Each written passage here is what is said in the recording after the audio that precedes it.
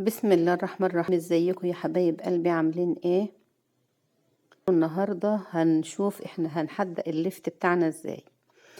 فيه بنات كتير سألوني بيقولوا ان احنا نقشر الراس بتاعة الليفت كلها. طبعا احنا ما بنقشرهاش ولا حاجة، احنا بناخد منها جزء ننضفه وبقية الراس بتفضل بالقشرة اللي عليها، اللي هي الحمرة الجميلة اللي احنا شايفينها، اللي عاطية لون بنفسجي دي، علشان هي ديت اللي بتدي للمخلل اللون الأحمر الجميل. طبعا لما بنيجي نعملها بناخد الجزء اللي فيه الجذور الصغيرة دي، هي دي اللي بننضفها بالسكينة بس، لكن بقية الراس بنسيبها سليمة. وبننضف بقية بقى اللفت، وتعملي منه محشي وتعملي منه مخلل، وبتملي برطمانك، وهو الوقت كتير ورخيص في قلب السوق.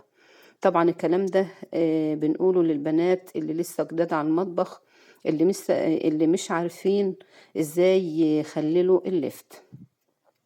الجزء الاحمر ده اللي احنا شايفينه او البنفسجي ده، هو ده بيبقى عامل زي البنجر كده، فبيدي لون احمر جميل طبيعي، غير ما احنا بنضيف لعلة بقى والمواد اللي هي الصناعية. لا، بيبقى من الزرعة نفسها، وبيبقى اللفت ده والله جميل في الأكل جدا، وطري وجميل وطعمه حلو قوي.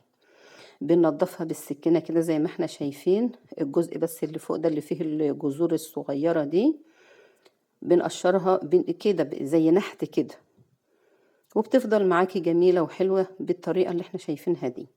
بتشيلي بقى انت ايه العيدان اللي هي الدبلانة المسفرة، عود مثلا يكون وحش، وبتيجي على الورقة الجميلة المنعنعة الحلوة دي، وبناخدها ايه للمحشي.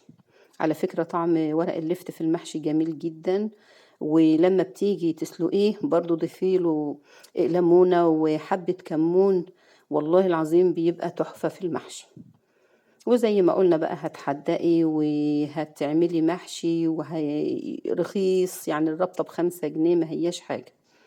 بعد كده يا حبايب قلبي بتشوفي بقى العيدانة هيت، اي ورقة خضرة صغيرة عليها بتشيليها وتنضفيه بالطريقة بقى الجميلة دي، وتفضل معاكي الراس بالشكل ده. بتقطعيها بقى وتخلليها. طبعا فيه ناس بتحط الراس سليمة في قلب المخلل وتقطع العيدان بس، وتيجي ساعة الأكل تقطع الراس عشان ايه ما تمرش منها في المخلل. شايفين ما سبناش فيها ولا ورقة خضرة، بتنضفيها على قد ما تقدري، وان شاء الله بتعملي احلى مخلل بطريقة سهلة وبسيطة، ومن غير ما ما تقشريها ولا حاجة. ولما بتخلليه في البرطمان بتديكي لون جميل، وبألف صحة وعافية يا رب.